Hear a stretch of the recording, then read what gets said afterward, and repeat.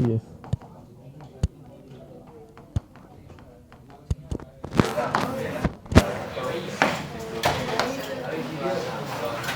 Heading लिखेंगे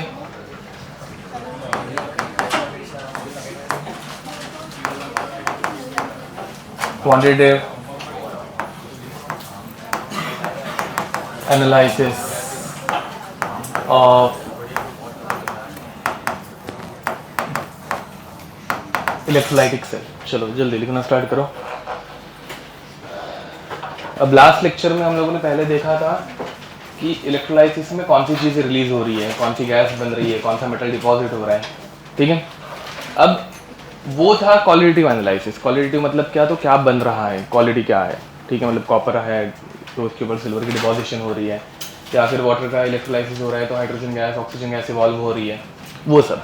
अब आज के लेक्चर में हम लोग देखेंगे क्वांटिटेटिव एनालिसिस, मतलब जो भी गैस रिलीज हो रही है तो वो कितने अमाउंट में रिलीज होगी, ठीक है। डिफरेंस समझ में आ रहा है दोनों के बीच का, ओके। अब इसमें हम लोग पढ़ने वाले हैं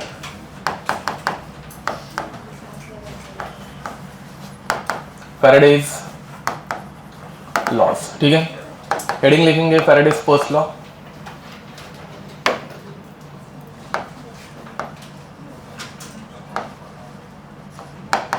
फैराडेज फर्स्ट लॉ लिखो। The amount of substance deposited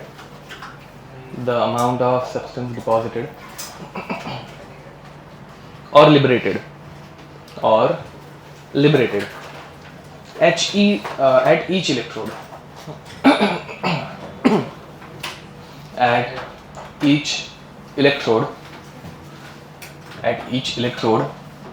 depends on, अब ध्यान देंगे लेफ्ट वाला क्या है, मतलब अभी तक लॉ कंप्लीट नहीं किया है, तुम लोगों को पहले पढ़ा देता हूँ। लेफ्ट वाले को क्या बोलते हैं, लेफ्ट इलेक्ट्रोड को एनोड, राइट वाले को कैथोड, ठीक है। तो एनोड का चार्ज होता है पॉजिटिव, राइट वाले का होता है नेगेटिव। इन दोनों को कनेक्ट किया जाता है बैटरी से, ठीक है। ये पॉजिटिव ये नेगेटिव। एक कटायन रहता है और दूसरा रहता है अनायन सोल्यूशन के अंदर। एनोड के ऊपर कौन जाता है, एनोड के ऊपर जाते हैं अनायन ए, कैथोड के ऊपर जाते हैं कटायन सी। समझ में आ रहा है कुछ, ठीक है। अब ध्यान दो, लेट अस से मैंने जो बैटरी यूज की है, एक बैटरी यूज कर रहा हूं जिसका करंट है 1 एम्पियर एंड दूसरी बैटरी यूज कर रहा हूं जिसका करंट है 10 एम्पियर। कहां पे मतलब डिपॉजिशन ज्यादा होगा, 1 एम्पियर करंट पे या 10 एम्पियर करंट पे। 10 एम्पियर ये डिपॉजिशन या फिर लिबरेशन जो भी हो रहा है वो मतलब करंट की वजह से हो रहा है, वो लास्ट टाइम पढ़ाया था। तो अगर मैं बैटरी का वोल्टेज बढ़ा दूंगा, सॉरी बैटरी के अगर करंट बढ़ा दूंगा तो ऑब्वियसली उसका डिपॉजिशन ज़्यादा होने वाला है, ठीक है। नेक्स्ट, अब ध्यान दो, मैं 1 एम्पियर की बैटरी यूज़ कर रहा हूँ, 1 एम्पियर की बैटरी, बट एक बैटरी मैंने चलाई 10 सेकेंड्स के लिए एंड दूसरी बैटरी मैंने चलाई, मतलब दूसरी सेल चलाई 100 सेकेंड्स के लिए। कहाँ पे डिपॉजिशन ज़्यादा होगा, 100 सेकेंड्स पे, बराबर। तो अमाउंट ऑफ सब्सटेंस डिपॉजिटेड और लिबरेटेड डिपेंड्स ऑन 2 पैरामीटर्स। पहला कौन सा था, हाँ, amount of current flowing through the battery, and second क्या था, हाँ, the time for which the battery is running. समझ में आ रहा है पक्का, ओके। तो लिखो, the amount of substance deposited और liberated at each electrode depends on the amount of current passed and the time for which it is passing, ठीक है। अब देखो, अमाउंट डिपॉजिटेड मतलब mass, W, mass deposited is direct proportional to what, अरे बोलो भैया, अभी जो डेफिनेशन पढ़ाई ना उसमें है द मास डिपॉजिटेड या फिर amount deposited is directly proportional to amount of current passed into the time for which it is passed. मतलब वो दो करंट के साथ है, बाद में टाइम के साथ है, फिर दोनों का मल्टीप्लिकेशन होगा। प्रोपोर्शनली निकालने के लिए हम लोग क्या यूज करते हैं, तो W इज इक्वल टू, यहाँ पे कांस्टेंट जो यूज होता है वो होता है ZIT, ठीक है, लिखो। तो this is Faraday's first law where Z is called as electrochemical equivalent mass, ठीक है। अब इसका मीनिंग क्या है वो समझते हैं। फिजिक्स में अगर किसी भी चीज़ का मीनिंग निकालना है 100 मिल यहाँ पे, तो वो ख़त्म कर साले जल्दी। हाँ तुझे बोल रहा हूँ, हाँ तो मतलब ये टाइम पास करने आया क्या यहाँ पे। हाँ तो अब फिजिक्स में अगर किसी कांस्टेंट की वैल्यू निकालनी है तो कैसे निकालते हैं?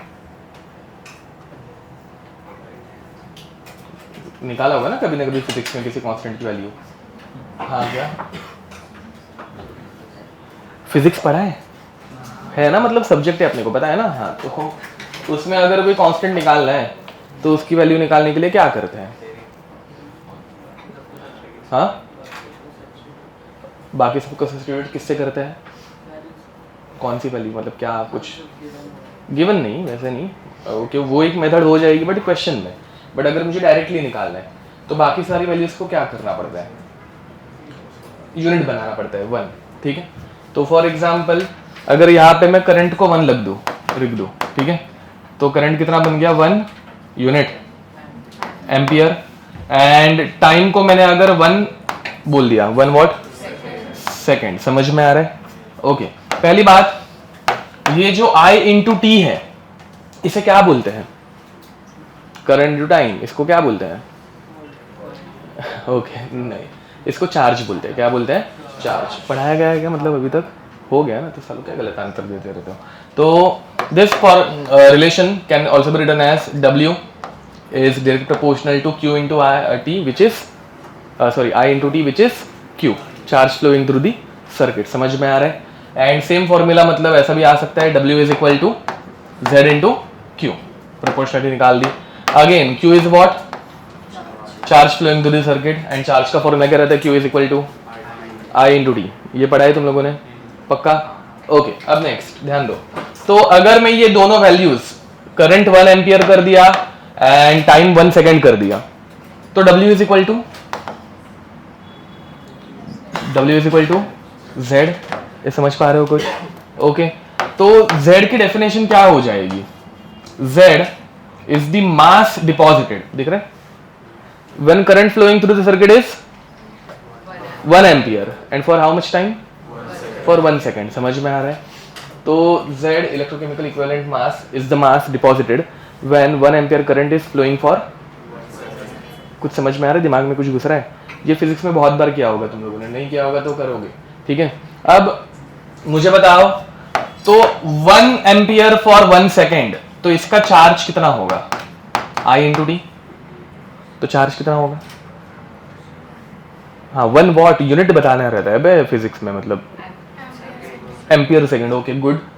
चार्ज का यूनिट क्या है? आराम करो, 1 एम्पियर सेकेंड, ठीक है, विच इज हाँ वोल्ट नहीं रे बाबा, कूलम्स। क्या होता है?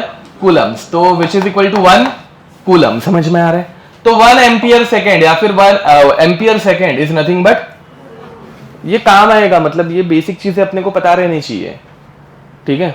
ओके तो अब हाँ तो लिख दो Z की definition.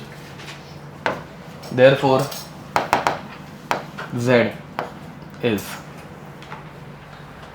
the mass deposited, therefore Z is the mass deposited when Z is the mass deposited when 1 ampere current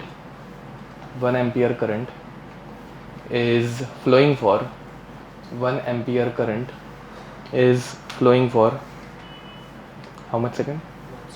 1 second, ठीक है। और उसमें और ये second definition, the mass deposited और लिबरेटेड, द मास डिपॉजिटेड और liberated when how much charge? हाँ 1 coulomb charge, when 1 coulomb charge is flowing through the circuit, ठीक है। 1 coulomb charge is flowing through the circuit। इसमें कोई भी दिक्कत? तो अभी हम लोगों को Z का फॉर्मूला निकालना है कि एक कूलम में कितना मास डिपॉजिट होता है। समझ में आ रहा है? ओके, पहले मुझे बताओ mass of 1 mole is called as, mass of 1 mole is called as, हाँ डेफिनेशन है एक सिंपल सी, हम लोगों ने फर्स्ट सेकंड लेक्चर में पढ़ी होगी, ठीक है, 11th के फर्स्ट सेकंड ना, मतलब बहुत अरसा हो गया उसको, 10 साल हो गए। तो mass of 1 mole substance is called as, हाँ मोलार मास, क्या बोलते हैं उसे? Molar mass. समझ में आ रहा है? तो एक मोल का मास कितना होता है? मोलार मास। अब ध्यान देंगे, देखो भाई पहले मुझे बताओ charge on 1 electron, charge on 1 electron कितना होता है? हाँ very nice, 1.6 into 10⁻⁻⁻⁹ Coulomb's. Charge on 1 mole electron, ठीक है, चार्ज ऑन 1 मोल इलेक्ट्रॉन, किसी को याद है? वहां पे अभी आया ना भाई, मुंह बंद रखना मतलब, हाँ ठीक है, वो यहाँ पे देख, थोड़ी देर में समझ में आ जाएगा, फॉर्मूला बेस्ड है। हाँ कितना होता है? क्या 1 फैराडे? Okay very nice. तो देखो भाई एक इलेक्ट्रॉन के चार्ज को एक मोल में जितने इलेक्ट्रॉन आएंगे उतने से मल्टीप्लाई जब करोगे तो आंसर आएगा। पहले मैं मेथड बता रहा हूँ क्या करता है, ये हम लोगों ने मोल कॉन्सेप्ट में किया हुआ है, ठीक है। तुम लोग एक हैबिट डाल दो भी, मतलब ऐसे ना नोट्स रीड करने की तो एटलीस्ट हैबिट डालो। तुम लोगों ने नोट्स भी रट लिए ना, मतलब पूरे के पूरे, तो पक्का है मतलब जेई भी क्लियर हो जाएगी, सीईटी तो मतलब छोड़ ही दो, जेई क्लियर हो जाएगी, ठीक है। एटलीस्ट अच्छे से नोट्स गो थ्रू कर लो, ठीक है। तो 1.6 मतलब नोट्स में क्या पढ़ा है वो तुम लोगों को पता तो रहना चाहिए, ठीक है। तो 1.6 इंटू 10⁻⁹ इंटू 6.022 इंटू 10⁻23, इसका राउंड ऑफ करके आंसर आता है 96,500 coulombs, which is called as 1 Faraday. समझ में आ रहा है? ओके, अब ध्यान देंगे सब जन। तो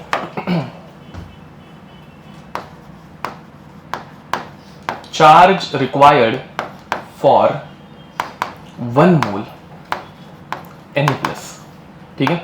1 मोल Na+ को डिपॉजिट करने के लिए 1 मोल इलेक्ट्रॉन लगेगा। 1 मोल इलेक्ट्रॉन का charge 1 Faraday, okay. Charge required for 1 mole Mg2+, अब एक Mg2+ को कितने इलेक्ट्रॉन लगेंगे? 2 इलेक्ट्रॉन, मतलब 2 मोल इलेक्ट्रॉन लग गए, तो 2 मोल इलेक्ट्रॉन का चार्ज। Charge required for 1 mole Al3+, कितना होगा? ओके, तो finally charge required for 1 mole some metal carrying N+ charge, N Faraday. समझ में आ रहा है? पक्का? तो 1 मोल को डिपॉजिट करने में कितना लगता है? N फैराडे, ठीक है। तो Na+1 रहेगा तो 1 फैराडे, +2 रहेगा तो 2 फैराडे, +3 रहेगा तो 3 फैराडे, +4 आया तो 4 फैराडे। समझ में आ रहा है? तो N फैराडे में कितने मोल डिपॉजिट होता है? 1 मोल। N फैराडे में कितने मोल डिपॉजिट होंगे? 1 मोल। समझ में आ रहा है? एंड व्हाट इज द मास, हम लोग मास से रिलेट करने वाले बेस को, तो what is the mass of 1 mole? अभी बताया बे, what is the mass of 1 mole? Molar mass क्या रहता है? ये कुछ समझ पा रहे हो? दिमाग में कुछ घुस रहा है? पक्का? तो mass of 1 mole is molar mass, जिसको हम लोग सिंबल कौन सा यूज करते हैं? Capital M, given mass upon molar मास, बचपन से यूज करें W/M, ठीक है। ओके, तो मोलार मास जितना मास डिपॉजिट करने के लिए कितने फैराडे लगेंगे? N Faraday, where 1 Faraday is how much? 96,500 coulombs. हम लोग कितने के लिए ढूंढ रहे हैं? हम लोग Z ढूंढ रहे हैं, अगर भूल गए रहोगे, हम लोग Z ढूंढ रहे हैं। Z की डेफिनेशन वापस चेक करो, क्या थी? हाँ, मास डिपॉजिटेड इन 1 कूलम, दिख रहा है? ओके, तो N फैराडे में मोलार मास डिपॉजिट होता है, तो 1 कूलम में कितना डिपॉजिट होगा वो निकालना है। समझे? क्या करेंगे? क्रॉस मल्टीप्लाई करेंगे, तो 1 यहां पे मल्टीप्लाई हो जाएगा, N फैराडे नीचे आ जाएगा, तो 1 कूलम में कितना चार्ज डिपॉजिट होता है? मोलार मास बाय NF, समझे? एंड ये क्या बना अपना, एक कूलम में जो चार्ज मास डिपॉजिट होता है उसको क्या बोलने वाले हैं, मतलब क्या सिंबल यूज किया, Z। ये समझे क्या? Therefore Z is equal to molar mass upon NF। Okay, तो अब original formula W is equal to क्या आया था, ZIT, where Z is equal to M upon NF। तो therefore W is equal to हाँ MIT upon NF। therefore W is equal to MIT by NF। वापस इसमें मुझे बताओ जल्दी जल्दी, W क्या है? हाँ मास डिपॉजिटेड, ठीक है। कैपिटल M, कैपिटल I, हाँ T, N number of moles नहीं है, चार्ज, ठीक है। चार्ज और आयन को और एक नाम दिया था हम लोगों ने, N फैक्टर। तो यहाँ पे इस पूरे चैप्टर में N जो है ना वो N फैक्टर है, चाहिए तो वहां पे लिख देना। इस चैप्टर में और एक फॉर्मूला लिखा था delta G is equal to minus NFE, उसमें भी N नंबर ऑफ मोल्स नहीं है, उसमें N नंबर ऑफ चार्ज है, समझ में आ रहा है। F 1 farad is equal to how many coulombs? कोई भी दिक्कत, कंप्लीट कर दो, फिर क्वेश्चन करेंगे कुछ, ठीक है। ऊपर का लिख के हो गया था, तू देख लेना भी किसी और का ऊपर का पार्ट। फॉर्मूला बेस्ड है ये, इसमें फॉर्मूला में सारे टर्म्स अगर पता होंगे तो बहुत इजीली ये क्वेश्चन सॉल्व हो जाता है, ठीक है। एक मतलब खुद से एक टास्क करना स्टार्ट कर दो कि हर एक चैप्टर के सारे फॉर्मूलाज बनाओगे एक अलग से बुक में, हर फॉर्मूला में हर चीज का मीनिंग समझोगे, उतना भी कर लिया ना मतलब बहुत हो जाएगा। करो किधर से तो शुरू करो, डेली का एक चैलेंज रखो कि भाई एक चैप्टर उठाऊंगा एंड पूरा मतलब उसके फॉर्मूलाज की शीट बना के हर एक फॉर्मूला का मीनिंग समझूंगा, बहुत मदद होगी, बहुत ज्यादा। फिर चाहिए तो और एक कर सकते हो, ये हम लोगों ने कभी डिस्कस किया है ऐसे, मतलब चैट जीपीटी पे जाके शीट अपलोड करो एंड ऑल, ये कुछ ऐसे बताया था ना कि तो तुम लोग एब्सेंट रह रहोगे उस दिन, मतलब कुछ लोग बोल रहे बताया था, कुछ लोगों नहीं, तो वैसा होगा। जो भी शीट बनाओगे उसका मस्त फोटो निकालना अच्छी क्लैरिटी का, एक पीडीएफ बनाओ, वो पीडीएफ चैट जीपीटी या फिर क्लाउड पे जाके सबमिट करो, उसे बोला I am preparing for this and this exam, मतलब जेई मेंस लेवल एग्जाम या फिर जेई मेंस ही बोलना, थोड़े अच्छे क्वेश्चन देगा। Generate a 50 question test of moderate to difficult level, उसी फॉर्मूलाज के तुम लोगों को क्वेश्चन मिलेंगे एमसीक्यू फॉर्मेट में, मस्त देगा, वो कर लो। एक दिन में इतना भी करने लग गए ना भाई तो बहुत हेल्प होगी तुम लोगों की, बहुत ज्यादा, ठीक है। केमिस्ट्री एंड फिजिक्स से पहले स्टार्ट करो, फिर मैथ्स के ऊपर चले जाना धीरे धीरे, ठीक है। फिजिक्स में एक दिक्कत आ जाती है कि वो डायग्राम वाले क्वेश्चन नहीं देता, केमिस्ट्री में भी डायग्राम वाले क्वेश्चन नहीं मिलेंगे, वो उतना अभी तक हुआ नहीं है, बट बाकी मस्त क्वेश्चन मिलते हैं, ठीक है। प्रैक्टिस के लिए बहुत अच्छा हो जाएगा, प्लस सोल्यूशन भी देता है वो। किया है क्या हम लोगों ने ऐसे कुछ किया था ना, मतलब बताया था ना, ओके, तो करके देख लेना, हेल्प हो जाएगी। फॉर्मूलाज भी चाहिए तो वही करना है, एनसीईआरटी या फिर मतलब अपने नोट्स के फोटोज निकालना, डायरेक्ट चैट जीपीटी पे डाल दो, extract all the formulas from this sheet, सारे फॉर्मूलाज के लिस्ट खुद से बना के दे देगा सबके मीनिंग के साथ अच्छे से, एंड फिर बाद में उसको मतलब फिर खुद से अलग से लिखो, बैठ पहले हाथ के नीचे से जाने दो, एंड फिर क्वेश्चन सॉल्व करो। एक दिन में मतलब 50 नहीं, चलो यार 20-30 क्वेश्चन के तो टेस्ट कर ही सकते हो, एक एक चैप्टर उड़ाओ, बहुत हेल्प होगी।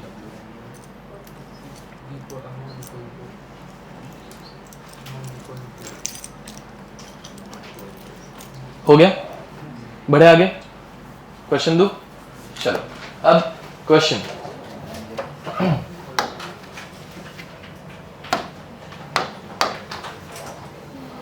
और बैठना स्टार्ट कर दो ऐसे 4-5 घंटे एकदम मस्त, ठीक है।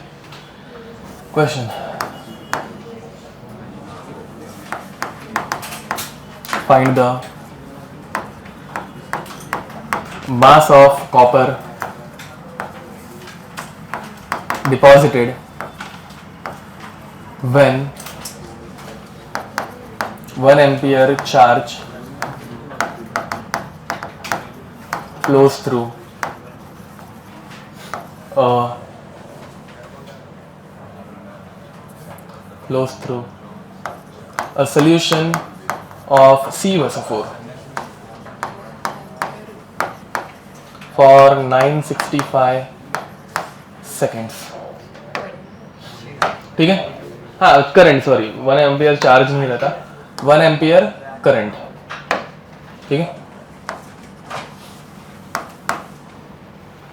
करो सॉल्व करो.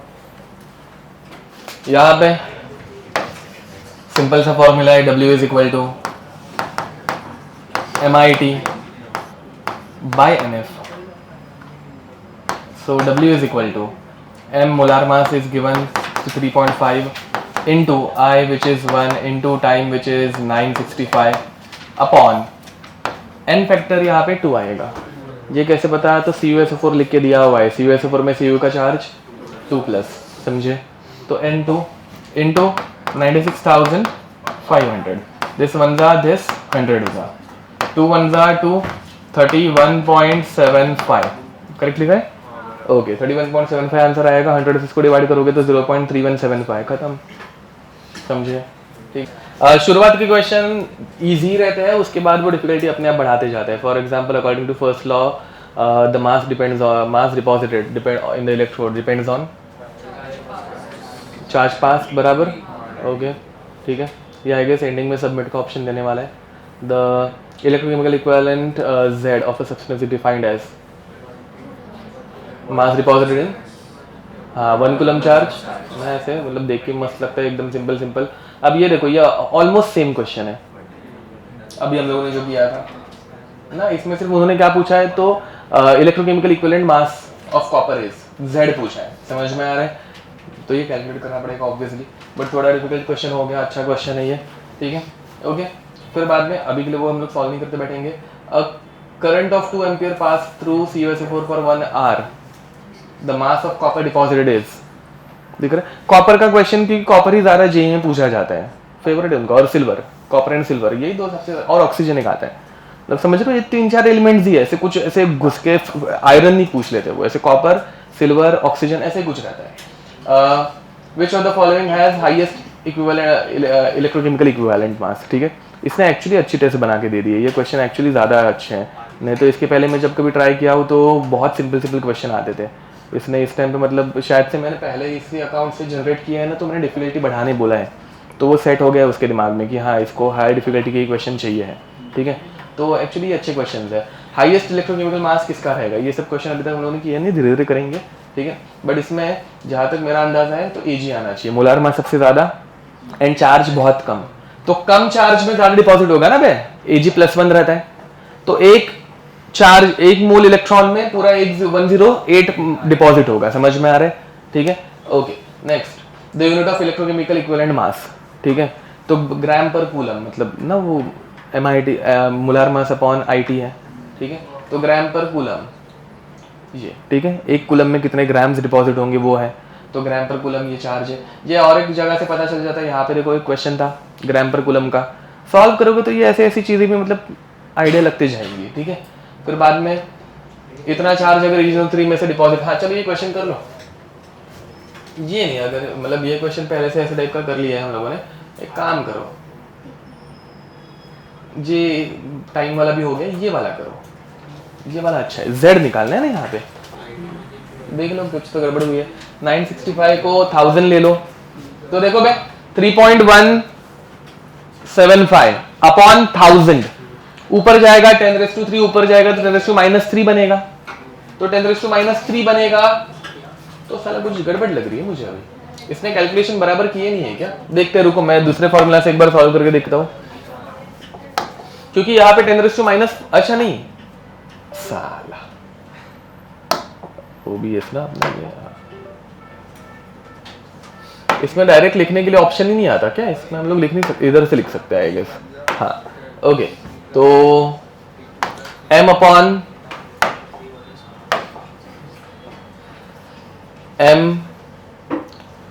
NF अगर यूज करेंगे तो 63.5 अपॉन 2 इंटू 10⁻⁵, 2 1 2, 31.75. ठीक है, 10⁻⁵ ऊपर जाएगा तो ये बनेगा 3.175 5 इंटू 10⁻⁻⁴।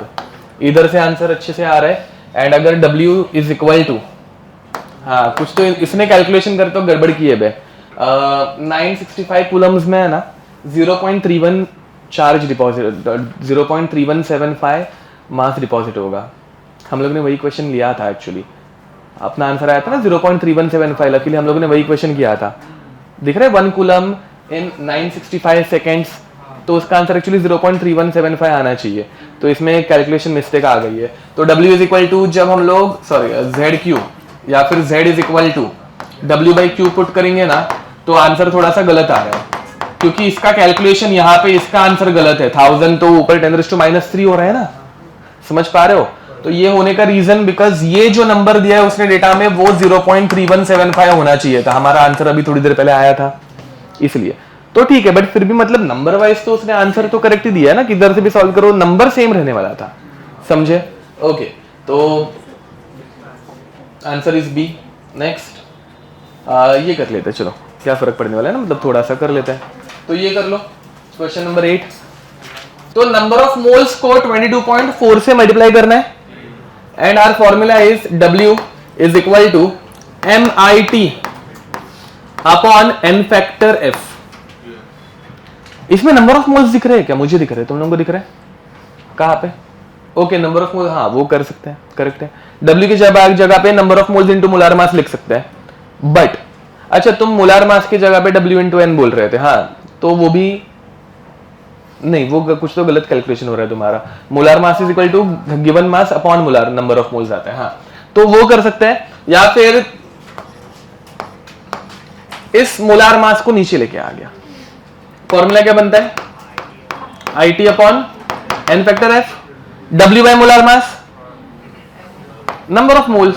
अरे बताया ना भाई, given mass upon molar mass is number of moles. तो थोड़ा सा फॉर्मूला चेंज कर दिया। तो नंबर ऑफ मोल्स निकालने का फॉर्मूला क्या होगा? IT अपॉन, हाँ n फैक्टर F। अभी मतलब दो नंबर n आ जाएंगे तो अजीब लगेगा, इसलिए वो n फैक्टर को NF लिख रहा हूं, ठीक है? ये फॉर्मूला समझा?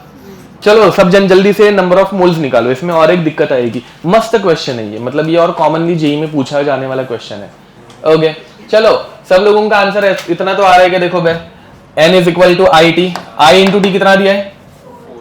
4F upon n factor of oxygen. What is the n factor of oxygen? Into F cancel out हो गया। नंबर ऑफ मोल्स कितने आ रहे हैं?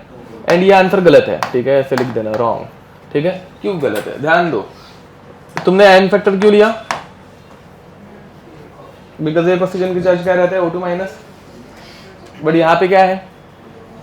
हाँ यहाँ पे O2 है ना बे, तो O2 बनाने के लिए कितने O माइनस लगेंगे? तो तब जाके O2 बनेगा। तो ये कितने इलेक्ट्रॉन देगा? तो इसका n फैक्टर कितना होता है? तो O2 का n फैक्टर 4 रहता है। समझ पा रहे हो? पक्का? ओके, तो अभी 4 लेके आंसर कितना हो जाएगा फिर? समझे? ये कर लेना, मतलब नोट्स में चेंज कर देना खुद के, ठीक है? ऑक्सीजन का n फैक्टर कैसे निकाला समझे? ये हम लोगों ने लास्ट टाइम एक्चुअली और अच्छे से लिखा हुआ है, electrolysis of very dilute NaCl। उसमें ये रिएक्शन किए, उसमें भी 4 इलेक्ट्रॉन ट्रांसफर है। देखो एनोड के ऊपर, हाँ एनोड के ऊपर electrolysis of very dilute NaCl किया है। Very dilute NaCl last lecture में वेरी डाइल्यूट NaCl किया था क्या? हाँ, उसमें एनोड की रिएक्शन देखो, उसमें 4 इलेक्ट्रॉन दिखेंगे तुम लोगों को बैलेंस करने के बाद, है क्या? ठीक है, ओके चलो बढ़े आगे। तो इसका आंसर कितना हो जाएगा? 1 मोल इन द सेंस 22.4। समझे? अब बहुत हो गया, बाकी टाइम पास है, मतलब time pass in the sense बाकी रिपीट बाद में क्वेश्चन है। ये actually second law of Faraday's का क्वेश्चन आ गया बाद में, इनकरेक्ट एंड ऑल, बहुत मस्त मस्त क्वेश्चन है मतलब।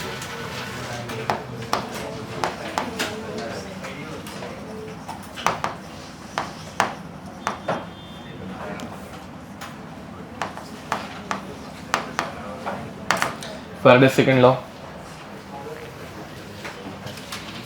चलो लिखना स्टार्ट करो।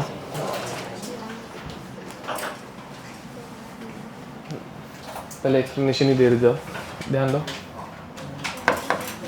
जब एक सिंगल सेल में या फिर 2 अलग अलग सेल में, ठीक है, ध्यान देंगे, electrode A, B C D. एक सिंगल बैटरी कनेक्ट की हुई है एंड इनको ऐसे सीरीज में कनेक्ट किया हुआ है। ये अरेंजमेंट समझ में आ रही है? एक सिंगल बैटरी से ये दोनों सेल्स कनेक्टेड है, ठीक है, ओके। अब तो ए बी सी डी इन सब में जो करंट रहेगा वो सेम रहेगा, डिफरेंट रहेगा? सेम रहेगा, सीरीज में कनेक्टेड है ना भाई, तो सब में same amount of current pass हो रहा है। ए बी सी डी इन सब में सेम टाइम के लिए करंट पास होगा कि डिफरेंट टाइम के लिए करंट पास होगा? सेम ना भाई, मतलब बैटरी ऑन करूंगा तो दोनों में 1 सेकंड के लिए बैटरी ऑन की तो दोनों मतलब चारों में एबीसीडी में सेम टाइम के लिए करंट पास होगा, ठीक है। तो यहां पे current I is constant and the time for which that current is passing is also constant। इसका मतलब ओवरऑल जो चार्ज है वो क्या बन गया? चार्ज कांस्टेंट बन गया, क्यू कांस्टेंट है, ठीक है। स्मॉल क्यू यूज करना चाहिए था मुझे, केमिस्ट्री में हम लोग स्मॉल क्यू यूज करते हैं, फिजिक्स में तुम लोग आई कैपिटल यूज करते रहोगे। अब तो व्हेन करंट एंड ये टाइम इज कांस्टेंट, ध्यान दो अपना फॉर्मूला क्या है? W इज इक्वल टू हाँ MIT by n factor f, बराबर है। फैराडेस कांस्टेंट भी क्या है बे? एक कांस्टेंट ही है, तो सब कुछ कांस्टेंट बन गया यहाँ पे, ये दोनों भी और फैराडेस कांस्टेंट भी कांस्टेंट बन गए। तो IT अपॉन F सब में सेम है ABCD में, which is equal to W by M into n factor. W by M क्या होता है? Number of moles into n factor. Number of moles into n factor क्या होता है?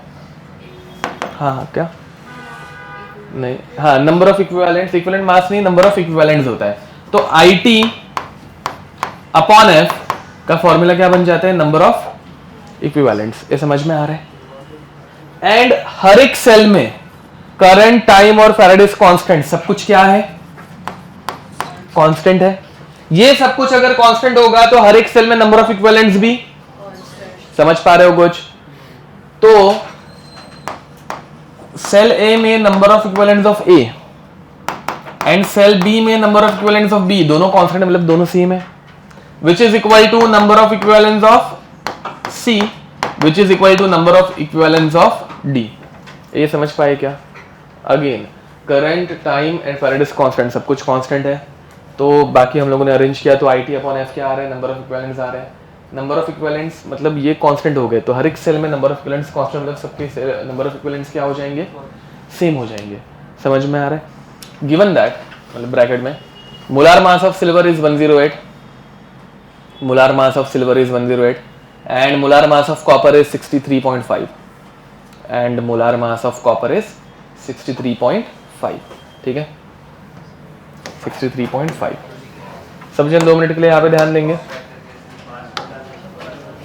तो पहली बात, सेम चार्ज अगर पास हो रहा है तो हम लोगों को फैराडेस सेकंड लॉ यूज करेंगे, सेम चार्ज या फिर same current for same amount of time, same charge. अब फैराडेस सेकंड लॉ क्या बोलता है? तो number of equivalents of copper will be equal to number of equivalents of, समझ में आ रहा है?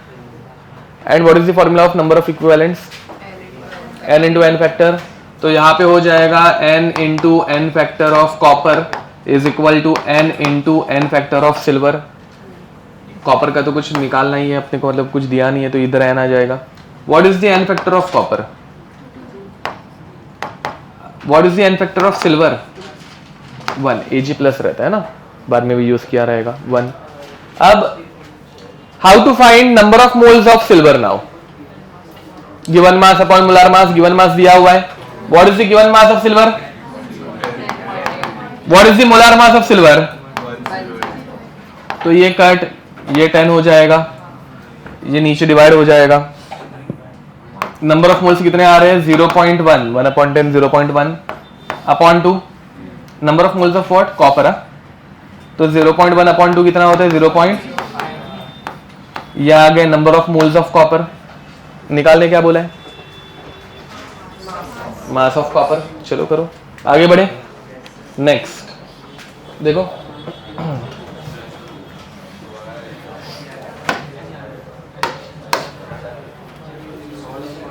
अब हेडिंग लिखेंगे conductivity in electrolytic cell.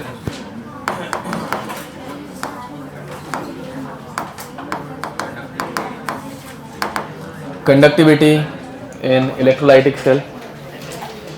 देखो दो टाइप की कंडक्टिविटीज रहती है, एक रहती है इलेक्ट्रॉनिक कंडक्टिविटी एंड दूसरी रहती है आयनिक कंडक्टिविटी। ठीक है, इलेक्ट्रॉनिक कंडक्टिविटी किधर मतलब दिखती है, मतलब किसमें फ्लो होती है, या फिर आयनिक कंडक्टिविटी किसमें दिखती है? आयनिक कंडक्टिविटी किसमें दिखती है? आयंस, ओके आयंस कुछ अच्छा वर्ड, सॉल्ट के सोल्यूशन में दिखती है, सॉल्ट में दिखती है, सॉल्ट के सोल्यूशन में, सॉल्ट के सोल्यूशन को हम लोग बोलते हैं इलेक्ट्रोलाइटिक सोल्यूशन। समझ में आ रहा है?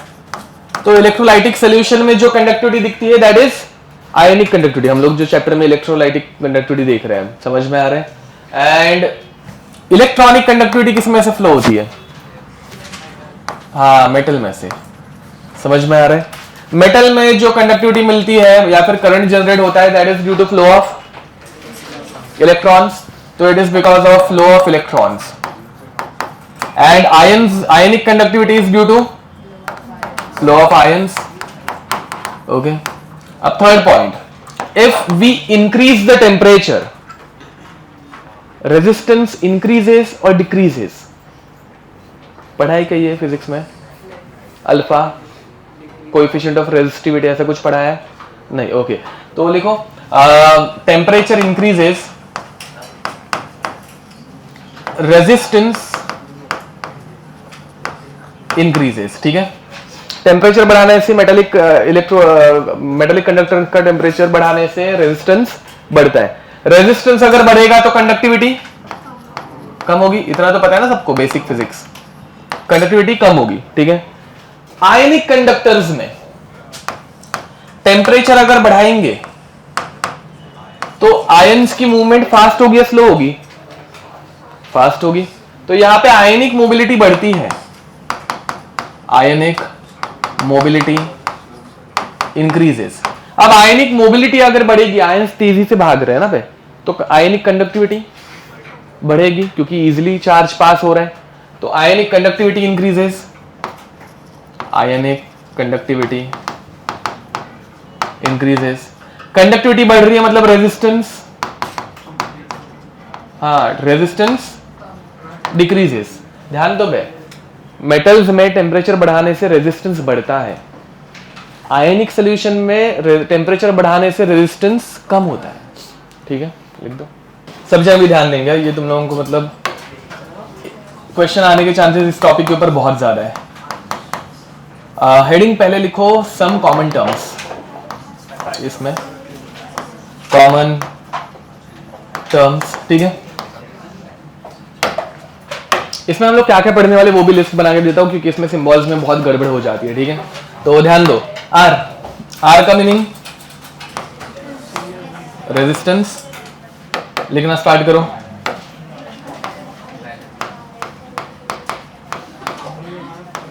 Resistance. Rho is called as resistivity या फिर कांस्टेंट ऑफ रेजिस्टेंस। बातें बंदा यहां पे ध्यान दो, कांस्टेंट ऑफ रेजिस्टेंस। ठीक है, इसके बाद इसमें हम लोग और एक चीज पढ़ेंगे, जी कंडक्टेंस। हाँ, constant of resistance is also called as specific resistance. ठीक है, resistivity also called as specific resistance. ठीक है, कापा हमारे यहाँ, अरे है ग्रीक अल्फाबेट है वो, अरे वो ब्रांड भी है ना बे सालो। काका नहीं बोला मैंने, कापा। हाँ, कप्पा, हाँ ठीक है, कप्पा। तो कप्पा इज कंडक्टिविटी या फिर specific conductance B is cell constant, ठीक है, सेल कांस्टेंट। एल किसके लिए यूज करते हैं? लेंथ, एल मतलब लेंथ। ए किसके लिए यूज करेंगे? एरिया, ठीक है, ओके। तो ये 7 चीजें हम लोगों को इसमें पढ़नी है। लेंथ और एरिया कुछ पढ़ना है नहीं वैसे, बाकी उसके ऊपर से जो बाकी सारी चीजें डिराइव होंगी वो हम लोगों को देखनी है, ठीक है। बातें बंद यहाँ पे। तो let us start with resistance. Resistance का सिंबल आर।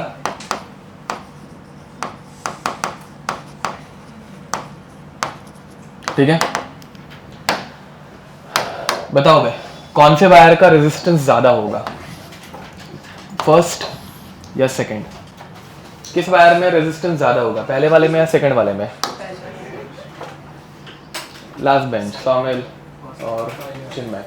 अब यहाँ पे कौन से वायर में रेजिस्टेंस ज्यादा होगा, पहले वाले में या सेकंड वाले में? सेकंड वाले में। क्यों? हाँ, ज्यादा डिस्टेंस ट्रैवल करना पड़ेगा ना वे। मतलब समझो कि मैंने यहाँ पे करंट जनरेट किया और वो मुझे गोवा तक पहुंचाना है, ठीक है। तो उतना डिस्टेंस जब ट्रैवल करेगा करंट, तो करंट बढ़ते जाएगा या कम होते जाएगा? कम होते जाएगा ना। बीच में हीटिंग वीटिंग होती है ना वायर की, जिसकी वजह से मतलब करंट कम होगा। समझ पा रहे हो? तो जितनी ज्यादा लेंथ होगी उतना ज्यादा रेजिस्टेंस होगा। चिन्मय लास्ट वार्निंग, इसके बाद बाहर जाएगा। तो resistance is directly proportional two of the wire. समझ में आ रहा है? अब दूसरा एग्जांपल, दोनों वायर की लेंथ सेम है, फर्स्ट सेकंड, लेंथ सेम दिख रही है दोनों वायर की, ठीक है। डिस्टेंस बढ़ गया, सिर्फ डिस्टेंस क्या बोलते इसको, एरिया बढ़ गया वायर का। पहले वाले वायर का एरिया बहुत कम है, दूसरे वाले वायर का एरिया बहुत ज्यादा है। कहां पे रेजिस्टेंस ज्यादा होगा? दूसरा क्वेश्चन। अच्छा, ये पहले से पढ़ा है क्या तुम लोगों ने? हो गया ये फिजिक्स में पढ़ा के? ओके, ठीक है। अब जरा मुझे पहले एक बताओ, किसमें इलेक्ट्रॉन ज्यादा ट्रैवल कर पाएंगे, फर्स्ट वाले में, सेकंड वाले में? ना, फर्स्ट वाले में एक टाइम पे लेट्स से 1 इलेक्ट्रॉन ट्रैवल कर रहा है, बट सेकंड वाले में एक टाइम पे ऐसे 4-5 इलेक्ट्रॉन ट्रैवल कर ही लेंगे क्योंकि एरिया ज्यादा है। तो कंडक्टेंस कहां पे ज्यादा है? सेकंड वाले में। कंडक्टेंस जिस चीज का ज्यादा, उसका रेजिस्टेंस कम। तो रेजिस्टेंस कहां पे ज्यादा है? पहले वाले में। समझ में आ रहा है? तो what is the relationship between resistance and area? ठीक है, समझ में आ रही है? इसमें कोई दिक्कत? दोनों को कंबाइन कर दिया तो resistance is directly proportional to area length and inversely proportional to area. Proportionality निकालने के लिए हम लोग क्या यूज करते हैं? कांस्टेंट। तो यहाँ पे जो कांस्टेंट है रेजिस्टेंस का, उसका सिंबल क्या यूज है? रो। क्या है? रो। समझे? रो L upon A, where rho is called as resistivity, also called as constant of resistivity, which resistance which is specific resistivity, ठीक है। तो रो, where rho is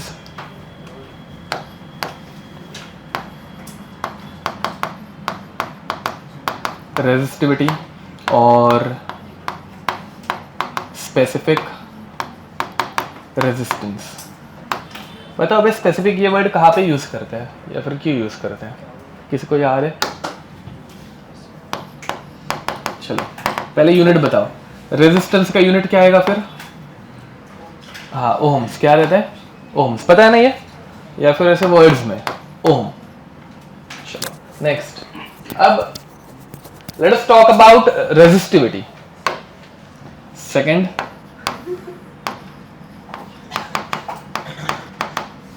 resistivity symbol rho, ठीक है। now what is the formula of rho?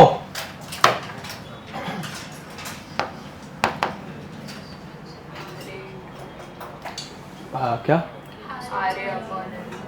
हाँ, R into A by L। इसमें कोई दिक्कत? Okay. अब मुझे ये जो रेजिस्टिविटी है इसकी वैल्यू निकालनी है। It is a constant. किसी भी कांस्टेंट की वैल्यू निकालते कैसे हैं? हाँ, बाकी सारी चीजों को क्या हुआ? अब टाइम पास नहीं है, यहाँ पे ध्यान दो। तो बाकी सारी चीजों को क्या कर देंगे? 1 कर देंगे। तो यहाँ पे let length is equal to 1 and area is equal to 1। समझ में आ रहा है? तो rho is equal to R। अब सारी चीजें जब 1 कर दी जाती है ना, तो उसके वो आगे स्पेसिफिक ये वर्ड आता है, स्पेसिफिक मास या फिर स्पेसिफिक डेंसिटी, ठीक है, स्पेसिफिक हीट कैपेसिटी, कुछ याद है ऐसे कुछ पढ़ाया था, तो ये सब 1 ग्राम के लिए थे, ठीक है। एंड यहाँ पे स्पेसिफिक रेजिस्टिविटी जो है, सॉरी स्पेसिफिक रेजिस्टेंस जो है वो कितने के लिए है, लेंथ कितना होना चाहिए 1, एंड एरिया कितना होना चाहिए, समझ पा रहे हो, 1 वॉट, लेंथ 1 मीटर, एरिया भी 1 मीटर स्क्वायर, समझ में आ रहा है। फिजिक्स में ध्यान दो जरा अभी यहाँ पे, तो फिजिक्स में लेंथ जो है वो 1 मीटर की रहती है एंड एरिया जो है 1 मीटर स्क्वायर का रहता है। बट यहाँ पे हम लोग बैटरी देख रहे हैं, मतलब बैटरीज एंड ऑल पढ़ रहे हैं ना, तो मोबाइल में ऐसे 1 मीटर की प्लेट डालते हैं क्या, नहीं, समझ में आ रहा है। तो मोबाइल में के लिए मतलब अपने बैटरीज के लिए क्या यूज करेंगे, mm से थोड़ा बीच का, बैटरी इतनी तो रहती है, सेंटीमीटर, समझ में आ रहा है। तो बैटरीज में जो इलेक्ट्रोड्स रहते हैं वो क्या रहते हैं, कितने यूनिट्स में रहते हैं, सेंटीमीटर। तो पहला अगर मैं इसका यूनिट बताऊं, इधर लिख देते हैं यूनिट, तो यूनिट रेजिस्टेंस का यूनिट ओम, एरिया का unit centimetre square, very nice, and length का यूनिट, तो ये कट और ये बच गया, तो ओम सेंटीमीटर, समझे, यूनिट में कोई दिक्कत रेजिस्टिविटी के, ओके। एंड इसकी डेफिनेशन ध्यान दो भाई, तो यहां पे एरिया ऑफ इलेक्ट्रोड कितना है भाई, बताओ एरिया ऑफ इलेक्ट्रोड कितना है, 1 सेंटीमीटर स्क्वायर। तो 1 सेंटीमीटर बाय 1 सेंटीमीटर का इलेक्ट्रोड बनाया। हम लोग ऐसे कितने इलेक्ट्रोड यूज करते बैटरी में, 2, एक एनोड एक कैथोड। तो दूसरा एक इलेक्ट्रोड यूज किया कैथोड का, वो उसका भी area 1 centimetre bye 1 centimetre, and in दोनों इलेक्ट्रोड्स के बीच में जो डिस्टेंस है that is length which is of 1 centimetre. कुछ समझ में आ रहा है, पक्का, ओके। अब इसको हम लोग पानी में डिप करते हैं, पानी मतलब इलेक्ट्रोलाइट में डिप करते हैं। अब इन दोनों इलेक्ट्रोड्स के बीच में कितने अमाउंट का, कितने वॉल्यूम का इलेक्ट्रोलाइट आएगा, क्वेश्चन समझा। मेरे पास एक इलेक्ट्रोड है 1 सेंटीमीटर स्क्वायर का, एक इलेक्ट्रोड है एरिया 1 सेंटीमीटर स्क्वायर, दूसरा इलेक्ट्रोड है, इन दोनों के बीच में डिस्टेंस है 1 सेंटीमीटर का। इन दोनों को हम लोग पानी में डिप करेंगे, जो पहले से कर रहे हैं, बहुत बार किया हुआ है। दोनों को पानी में डिप करने के बाद इन दोनों के बीच में कितने वॉल्यूम का सोल्यूशन आएगा, 1 सेंटीमीटर क्यूब, समझ में आ रहा है। तो इन दोनों के बीच में 1 सेंटीमीटर क्यूब या फिर 1 ml सोल्यूशन आएगा। 1 centimetre cube is nothing but 1 ml। अब ध्यान से सुनो, rho is equal to R when length is 1 centimetre, हाँ वो लिखना रह गया, when length is 1 centimetre and area is 1, समझे।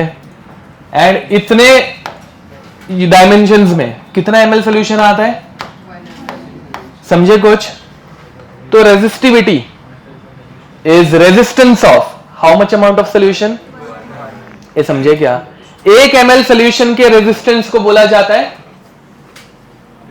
रेजिस्टिविटी या फिर स्पेसिफिक रेजिस्टिविटी। स्पेसिफिक क्यों, 1 ml के लिए है ना भाई, तो resistance of 1 ml solution is called as resistivity या फिर specific resistance is resistance of 1 ml solution, समझे, लिख दो। फिर बाद में इसका फिजिकल सिग्निफिकेंस अभी जो वो बताया वो लिख के दे दूंगा। रेजिस्टेंस की बात क्या आएगा, देखो भाई हम लोगों ने पहले से लिख के रखे टॉपिक्स, कंडक्टेंस, ओके, कंडक्टेंस का symbol G. Now tell me what is the relationship between conductance and resistance? ओए सब जन इनवर्सली प्रोपोर्शनल उल्टा है ना बे, रेजिस्टेंस का उल्टा कंडक्टेंस, समझ में आ रहा है। तो कंडक्टेंस G इज 1/R, समझे। चलो R का फॉर्मूला उल्टा करके लिख दो यहाँ पे, खुद से करो। G इज इक्वल टू, बस कोई उसको बोल नहीं करेगा, चुप बैठो। अब इधर तो रेजिस्टेंस उल्टा करके लिख दिया, 1/ρ A/L, बस यहाँ पे बराबर है, इसमें कोई दिक्कत। अब ध्यान दो, 1/ρ, बस 1 by rho is called as कपा तुम्हारे लैंग्वेज में, या फिर कापा, ठीक है। अब ध्यान दो। First of all, what is the unit of conductance? Sorry, what is the unit of conductance?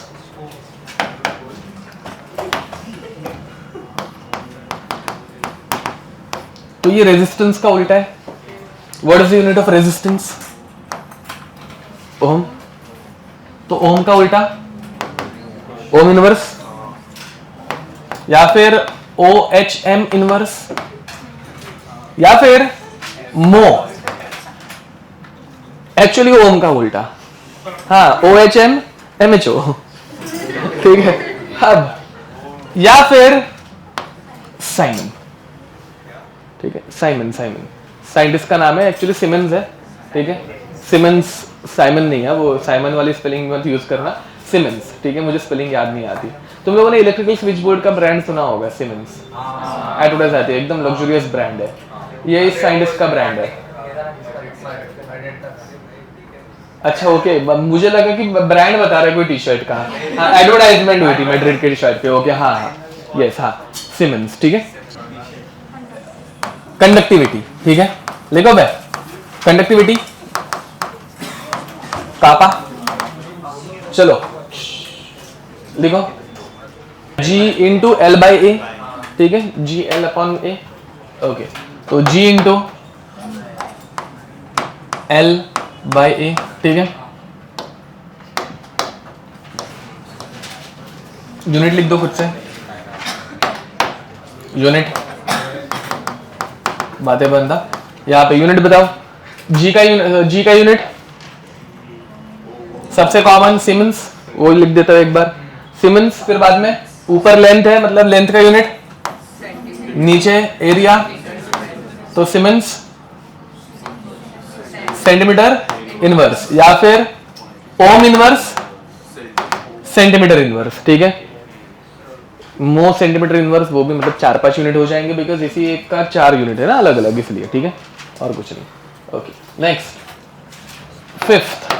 Fifth नहीं, सॉरी, फिजिकल सिग्निफिकेंस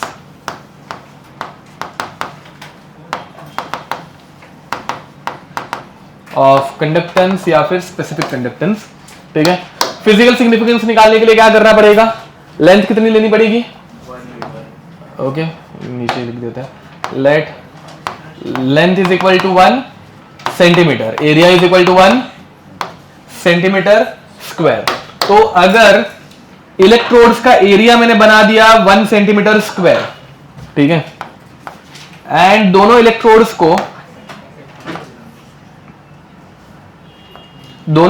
को 1 सेंटीमीटर के डिस्टेंस पे रख दिया, तो इन दोनों के बीच में कितना ml का सोल्यूशन आएगा?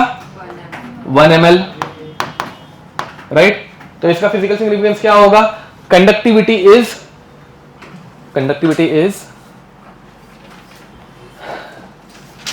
ओके, दोनों वैल्यूज पुट करो, L और A दोनों अगर 1-1 कर दूंगा तो kappa is equal to G क्या रहता है? कंडक्टेंस रहता है। कापा क्या रहता है? तो conductivity is equal to conductance. तो इधर जब ये दोनों वैल्यूज 1-1 कर देंगे तो kappa becomes equal to G, मतलब conductivity is equal to conductance. तो conductivity is conductance of how much ml of solution, क्योंकि ये दोनों 1 सेंटीमीटर स्क्वायर कर रहे हैं। समझ में आ रहा है? लिख दो। तो therefore conductivity is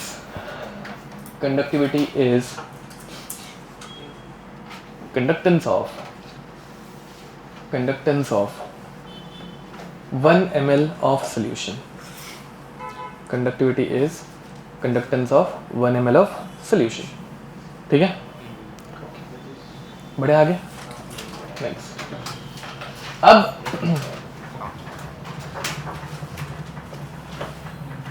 effect of concentration on conductivity देखो। Effect of concentration on conductivity, इसके ऊपर बहुत सारे क्वेश्चन आते हैं, बिकॉज ये फिजिक्स में डिस्कस नहीं होता, ये सिर्फ केमिस्ट्री में आता है, ठीक है। यहाँ पे ध्यान दो।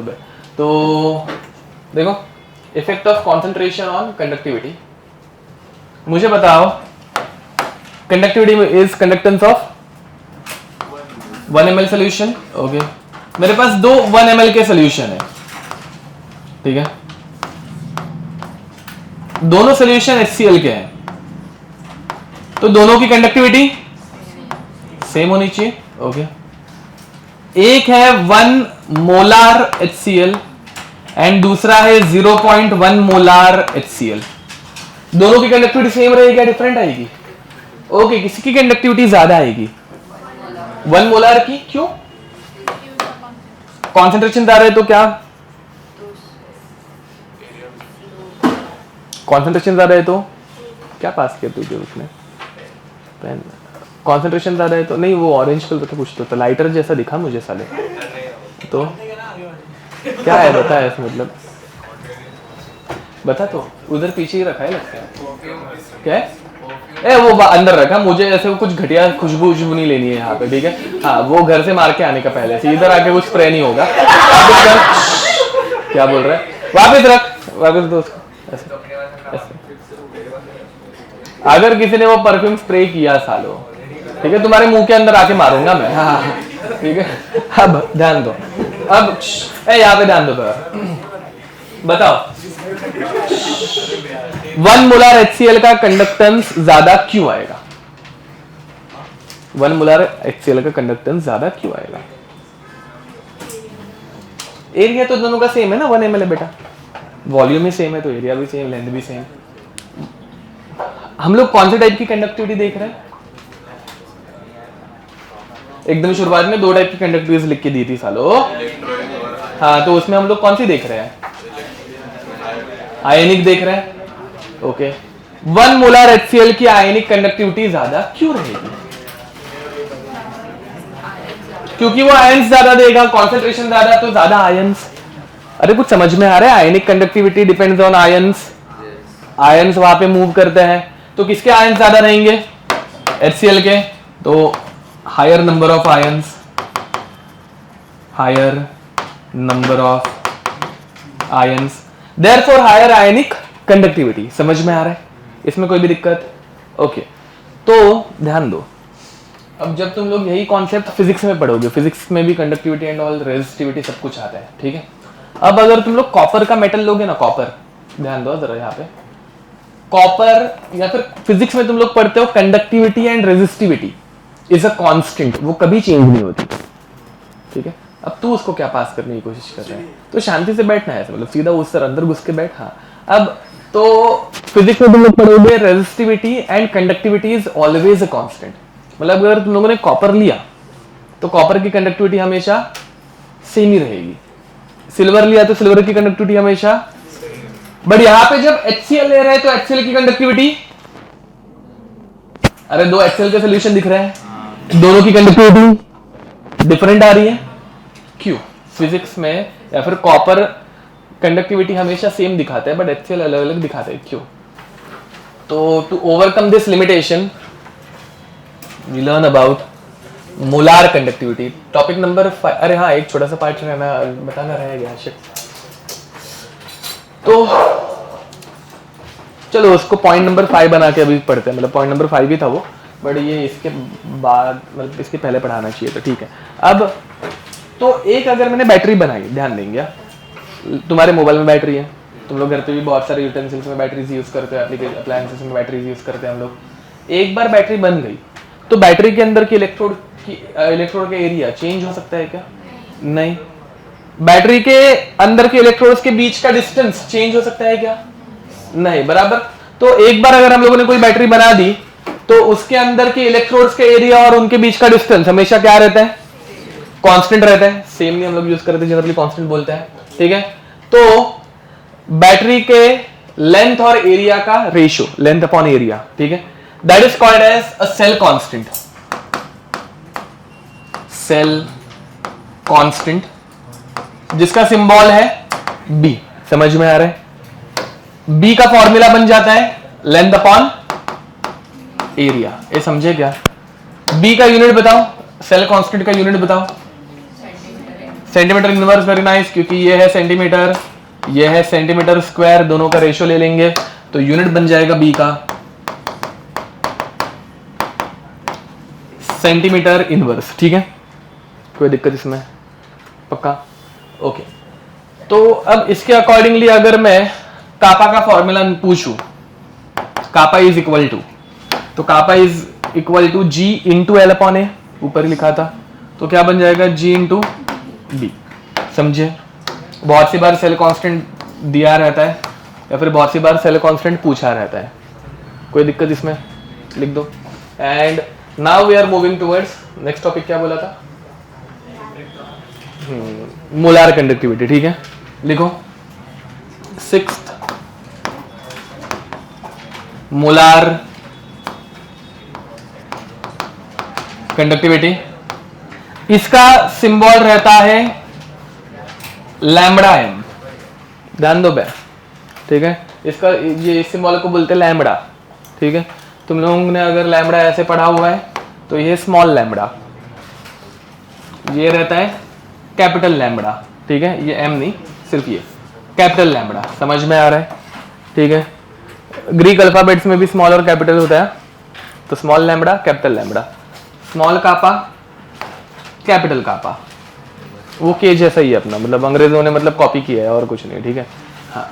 तो नेक्स्ट मोलार कंडक्टिविटी बताऊं definition. It is the conductance of how much amount of substance, 1 mole of a substance। ठीक है, it is the conductance of 1 mole of a substance, it is the conductance of 1 mole of a substance, 1 mole of a substance, 1 mole of a substance in a solution of volume V। क्योंकि यहाँ पे 1 mole किसी एक volume V में dissolve करेंगे, तो in a solution of volume V। ठीक है, in a solution of volume V। Okay, तो यहां पे लैम्बडा एम, हाँ by the way 1 mole in some volume क्या बोलते हैं उसको? मोलैरिटी। मोलर वॉल्यूम नहीं, मोलैरिटी। ठीक है, कुछ मोल एक किसी वॉल्यूम में, number of moles upon volume, molarity. तो ये फॉर्मूला बन जाता है कापा पर मोलार। ये समझे क्या? पर मोल ना बे, मोलार मास ग्राम पर मोल, या फिर मोलार मास का फॉर्मूला क्या आता है? Molar mass, mass upon number of moles. समझे? तो वैसे molar conductivity, conductivity upon number of moles, but number of moles are dissolved in some volume, तो सम वॉल्यूम के लिए हम लोग क्या लिखेंगे? समझे? पक्का? ओके। तो बुक्स में m के बदले यूज किया रहता है, molarity is nothing but concentration, तो m के बदले c यूज किया रहता है। अब यहाँ पे एक बहुत बड़ी दिक्कत आ रही है, बट दिक्कत समझते हैं, ध्यान दो सब जन जरा 1 मिनट। यहाँ पे कापा का यूनिट हम लोग क्या यूज करने वाले हैं? पढ़ाया है, देख लो एक बार, चेक कर लो। Ohm inverse, centimetre inverse. Okay, what is the unit of molarity? Molar मत बोलना, वो मुझे पता है, दूसरा। हाँ क्या मोलैरिटी का यूनिट? हाँ मोल पर litre, number of moles upon volume है, तो ऊपर मोल्स नीचे लीटर, तो यूनिट क्या आता है? मोल पर लीटर। ठीक है, तो ये बन जाता है मोल पर लीटर। ठीक है, अब ध्यान दो बे, 1 लीटर मीन्स हाउ मच, या फिर 1 litre is also called as, हाँ dm cube, correct. 1000 ml, 1 liter is 1000 ml and 1 liter is also called as 1 dm cube। समझ में आ रहा है? 1 ml is also called as centimetre cube, ऊपर भी जस्ट बताया था। तो 1 litre which is nothing but 1 dm cube is equal to 10⁻³ centimetre cube. समझे? अब यहाँ पे वही दिक्कत हो रही है, ऊपर सेंटीमीटर इनवर्स है, नीचे ये लीटर है, लीटर मतलब क्या रहता है? डीएम क्यूब रहता है, लीटर इनवर्स तो डीएम क्यूब इनवर्स। फॉलो कर पा रहे हो? अब तो मुझे डीएम क्यूब इनवर्स को सेंटीमीटर क्यूब के टर्म्स में लिखना है। समझे? तो 1 dm cube is equal to 10⁻³ centimetre cube, तो 1 डीएम क्यूब इनवर्स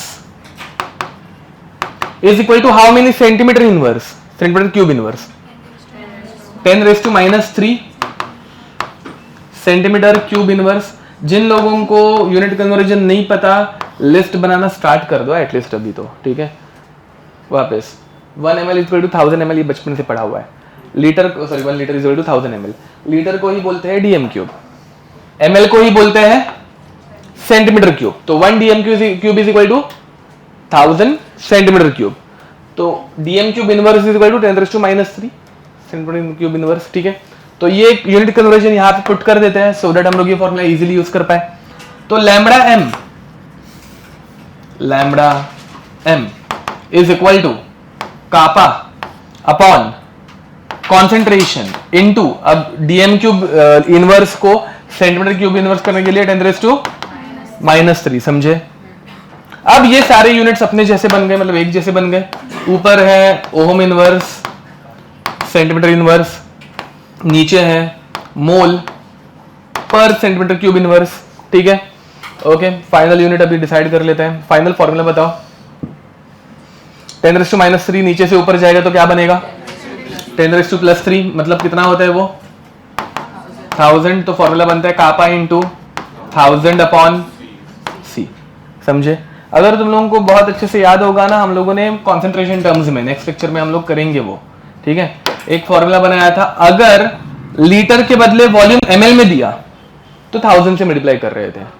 ये सेम कन्वर्जन है, सिर्फ वहां पे लीटर ml बहुत इजी लगता है, यहाँ पे DM cube and centimetre cube है, इसलिए वो थोड़ा सा लेंदी हो गया। 3 स्टेप में कन्वर्जन हो रहा है, ठीक है। फॉलोड पक्का थोड़ा बहुत। ओके, नेक्स्ट इसका यूनिट, फाइनल यूनिट क्या आ रहा है फिर लैम्बडा एम का? Ohm inverse, mole inverse, centimetre square. Ohm inverse is also called as siemens, centimetre square, mole inverse, ठीक है। कोई भी यूज कर सकते हो, लिख दो। कर साईन तर म्हणजे हा, म्हणजे माझ्या सरांची साईन तशी मी तुला पाठवली होती ना, त्याच्यासारखीच दिसते। म्हणजे थोडंसं चुकलंय, काय चुकलंय?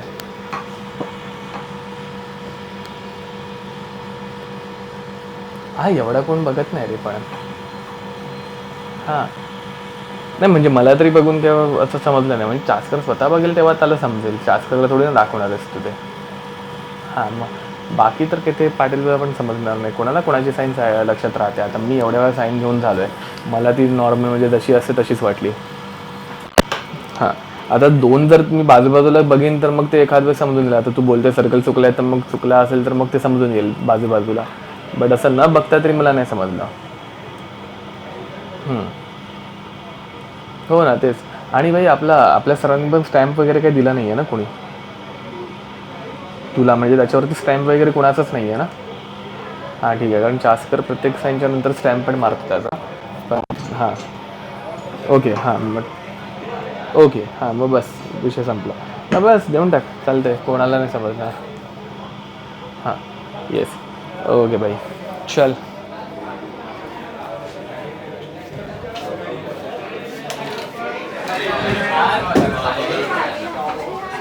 ए यहाँ तक किसने परफ्यूम मारा सालो?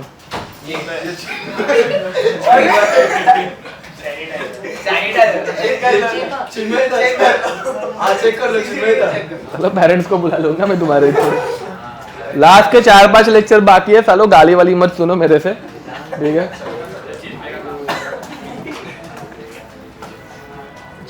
अब नेक्स्ट, क्या घटिया स्मेल है ये। एक तो ये परफ्यूम की स्मेल है, ये सैनिटाइजर की भी स्मेल नहीं है। हेलो, ऐसे कुछ अच्छे परफ्यूम तो मारो। अब ध्यान दो भाई, लास्ट, ठीक है। Equivalence conductance, molar for 1 mole, equivalence conductance for, हाँ 1 इक्विवेलेंट, समझ में आ रहा है? ओके, तो 7 इक्विवेलेंट कंडक्टेंस लैम्बडा EQ, ठीक है। ये देखो मोलारिटी का फॉर्मूला क्या है? Number of moles upon volume, number of equivalent upon volume किसका फॉर्मूला है? वापस molarity, number of moles upon volume. अब मैं पूछ रहा हूं number of equivalents upon volume किस चीज का फॉर्मूला है? नॉर्मेलिटी का फॉर्मूला है। किसका है? नॉर्मेलिटी। समझ में आ रहा है? तो लैम्बडा इक्यू और एल्स लैम्बडा एन नॉर्मेलिटी, समझे? एंड इसका फॉर्मूला फिर क्या बन जाएगा? अभी मैं पूरी डेरिवेशन नहीं करते बैठ रहा हूं, डायरेक्ट लिख रहा हूं। तो lambda N is equal to kappa into 1000 upon, नीचे यहां पे मोलरिटी थी, कॉन्सेंट्रेशन मतलब मोलरिटी है, तो यहां पे नीचे क्या लिखेंगे? Normality N. समझ में आ रहा है कुछ? पक्का?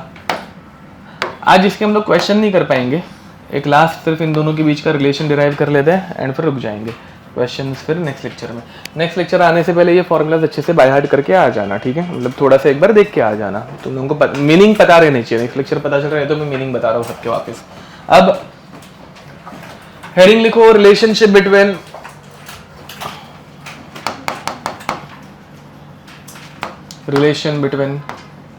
Lambda M and lambda N, ठीक है?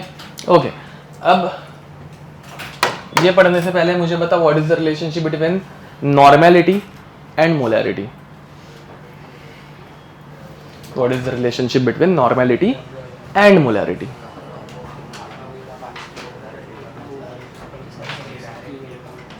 किसी को याद है कुछ? ऐसे क्यों करते हो? ये मतलब इसके ऊपर क्वेश्चन आता है नेक्स्ट लेक्चर, ये सब वापस में रिवाइज करा के दूंगा। हम लोगों ने बहुत सारे टॉपिक डबल पढ़े हैं बाय द वे, ठीक है? तो ये भी टॉपिक वापस एक बार रिवाइज कराऊंगा मैं, ठीक है, नेक्स्ट लेक्चर में। बट उसके बाद फिर तुम लोग तुम्हारे ऊपर रहने वाले हो। हाँ, तो क्या है? नॉर्मेलिटी इज इक्वल टू, नहीं याद है, मोलरिटी इनटू एन फैक्टर। ये एक्चुअली टॉपिक अभी हम लोग तीसरी बार भी पढ़ेंगे। मतलब पहली बार हम लोगों ने मोल कॉन्सेप्ट में पढ़ा होगा, उसके बाद रेडॉक्स रिएक्शन में ये फॉर्मूला यूज किया है, वापस डिराइव किया हुआ है। एंड अभी नेक्स्ट लेक्चर वापस एक बार पढ़ा दूंगा, उसके बाद फिर हो गया मेरा काम, ठीक है? अब ध्यान दो, तो लैम्बडा एन का फॉर्मूला क्या है? Lambda N is equal to kappa into 1000 upon, हाँ, N, which can be written as lambda N is equal to kappa into 1000 upon normality is what? Molarity into N factor. चलो भाई फटाक से मुझे बताओ, कापा अपॉन एम इंटू 1000 ये क्या रहता है? हाँ, क्या? लैम्बडा एम है ये मोलार कंडक्टिविटी है, लैम्बडा एम। तो relationship between lambda N and lambda M is, direct इसके ऊपर भी क्वेश्चन आए हुए हैं जेई में, वो भी है, मतलब मैं सीईटी की भी बात नहीं कर रहा हूं। Lambda N is equal to lambda M upon N factor. समझे क्या? ठीक है, ये बहुत इंपॉर्टेंट है। क्यों? मैं बताता हूं। अगर मैं लैम्बडा एम के टर्म्स में ये लिखूं तो lambda M is equal to lambda N into N factor, ठीक है? दिख रहा है क्या ना? ये समझे? ऊपर वाला फॉर्मूला देखो बे, N is equal to M into N factor है। ये वाला एम ना, एम यहाँ पे एन था, यहाँ पे एम है, is equal to N into N factor होता है। उल्टा हो जाते हैं थोड़ा सा, समझे? क्योंकि वो इनवर्स था ना बे, वो नीचे नॉर्मेलिटी मोलरिटी नीचे डिवीजन में थी, तो इसलिए ये क्वेश्चन डायरेक्ट आता भी है। क्योंकि थोड़ा सा तुम लोगों ने मल्टीप्लिकेशन को लिए डिवीजन करने की बहुत ज़्यादा हैबिट हो गई रहती है बहुत क्वेश्चन सॉल्व करने के बाद, तो इसमें गड़बड़ होती है। समझ पा रहे हो कुछ?